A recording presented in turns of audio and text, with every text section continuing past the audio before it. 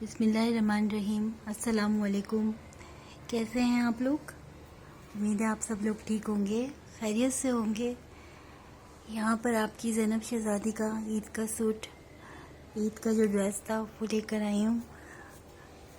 ये देखिए ज़ैनब शहज़ादी का सूट।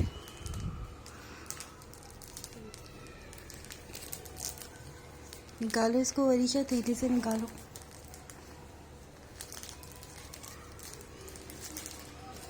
फर्स्ट टाइम मैं ज़ैनब के लिए ऐसा ड्रेस लेकर आई थी कि जिसमें बच्चियों का, वरना ज़ैनब के लिए ऐसे ही कॉटन की ड्रेसेस लेकर आया करती थी। इस दफ़ा ज़ैनब के लिए इस तरीक़े का सूट लेकर आई हूँ। खैर कोई बात नहीं, ज़ैनब जन्नत का लिबास पहनेगी इंशाल्लाह, और इससे अच्छी ड्रेसेस पहन रही होगी जो कि हमें पता भी नहीं होगा। अच्छे बहनें भी बहुत इनकी सेट हैं।